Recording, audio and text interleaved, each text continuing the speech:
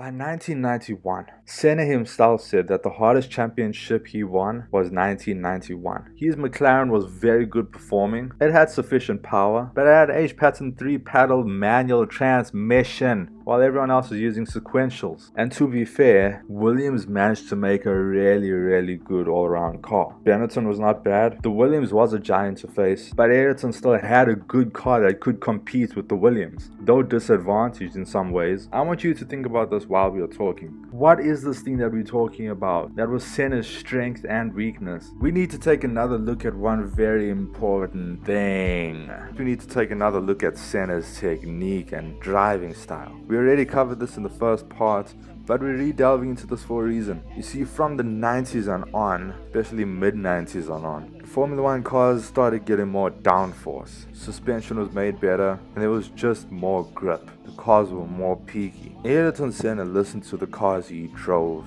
and with the cars getting more peaky, more grippy, and more refined, well, he saw the need to fine-tune his technique to fit the car he drove in pursuit of top speed. Senna's technique was to enter the corner too fast, use throttle and brake technique to rotate the car from mid-corner, from start to finish, constantly inducing rotation. And he had quite a big steering angle in mid-corner, not scrubbing, no unnecessary understeer, as he was constantly feeling the limit of the front tire's grip, and he balanced the center of rotation perfectly, making the rear wheels and the front wheels do their job. And then at exits where he doesn't need as aggressive rotation, he would just be stabbing the throttle. And while he's stabbing, using just the acceleration to rotate, he's also feeling the rear tires until he floors it.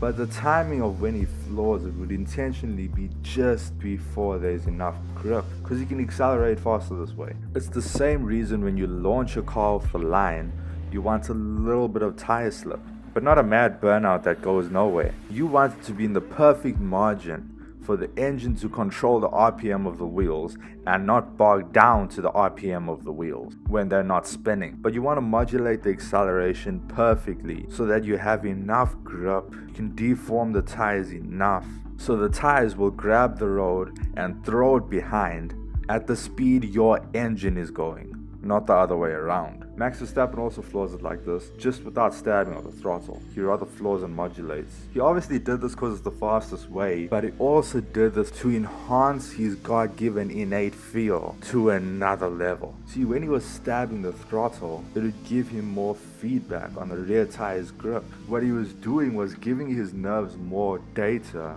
to enhance his already insane feel. So he didn't leave one bit of acceleration on the table. All the potential was slammed onto the road. It's the total opposite of overconfident presumption. He took absolute advantage of his talent. You see, being fast is also about being smart. And it's not like you'd learn something new if I told you Ayrton has 5 billion IQ. But like I said, in 1991, his driving style kind of changed. Ayrton kept his technique throughout his life, but he fine-tuned it for the car he drove. And by 1991 is when we saw a little change, a little fine-tuning in his driving. Now he rather angled his car better for the corner, adjusting the trajectory, and dived into the corner deeper and faster, needing less rotational angle in mid-corner due to the trajectory adjustment at entry. He just glide through the corner. And with this dive, he'd enter the corner and in no time he's already in mid-late corner. And that's where he would start stabbing the throttle, very much near exit, until he absolutely floors it. The new driving style he honed, it very much gives the impression of a V-line style. It looks like that from his input and the fact that he's diving deeper. But if you zoom out, his racing line isn't all that different. He's still sweeping through the corner, sustaining the G's. Just a little bit of a trajectory adjustment.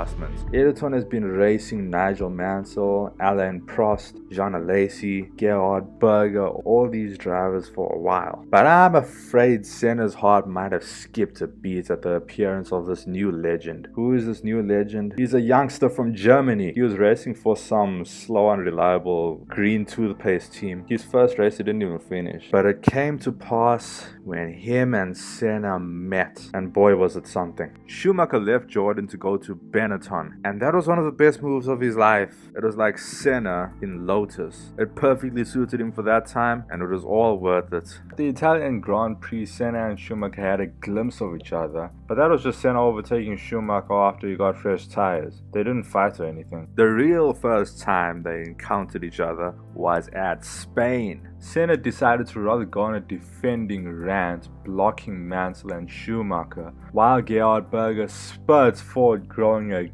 gap that was totally disrespected by his pit crew, being shrank down to nothing by some clutch trying to remove tape. The gap was 16 seconds and the pit stop was about 17 seconds. I'm just saying. But what was more concerning was Schumacher. In the first lap, he overtook Nigel Mansell down the inside, then went on to take Senna down the inside of the exit of the corner. But Senna fought back, defending his position on the inside of the next corner. Not so easy, Schumi. After Berger got eaten by his own pit crew and came out behind Senna, Senna let Berger through. He waved him through. His car was probably faster or something. Then it happened. Senna spun out and then rejoined. But then later, Schumacher, trying to catch Berger, also spun out and rejoined just behind Senna. Senna's speed was a little weird. I don't know what went wrong in this race. I don't know what happened. Some say his gearbox was limping. I'ma say nothing, except that Berger's McLaren retired. Alesi overtook Senna. Mansell won the race. Senna came 5th. Schumacher came 6th, but they exchanged impressions, and there was zero fear in Schumacher. He was not scared to overtake Senna, and he was putting up a worthy fight with some good maturity, amazing racecraft, and consistent speed. He had fastest lap multiple times, amazing driving apart from his spin, but hey, cut him some slack for the spin. I mean, it was his 3rd race for Benetton. This new kid Schumi showed something rather scary, like the aura of a future champion. At Suzuka, Berger took the lead again, grew a 9-second gap while Ayrton kept Mansell at bay. And once again, the championship was hanging on this race, the Japanese Grand Prix. And then Mansell crashed, but from what I see, it was a car issue and not his fault that he went violently to the left off the track. Later, Ayrton started catching Berger. Ayrton dominated. Then Berger got an exhaust problem. Then on the last corner of the last lap, Ayrton let Berger through to win. He didn't need the point, so he rather let Berger win the race that he so well led and controlled from the start. But there was still something else. Senna had some important business to get through. Championship was won, but there was one more race at Adelaide, one of Senna's favorite tracks, and the rain was pouring. The rain came to see Ayrton. They had one last appointment for that year that they needed to show off. They needed to put Michael, Nigel, and the Tifosi in their place. Senna started on pole position, as was his custom, and he pulled away immediately.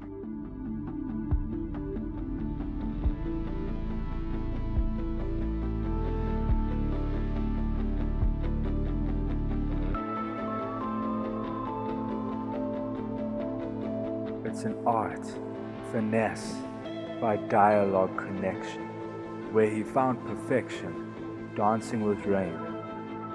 Michael had crashed. Nigel Mansell, in an attempt to catch Ayrton, went on a flat-out spurt. He got close, shortened the gap, but that's all he could do before crashing. Berger also crashed. After a while, Ayrton was lifting his hands and waving to the marshals to stop the race, to stop the crashes. Too many people were crashing. Nigel Mansell was injured, and that was just another day that he showed us who rules.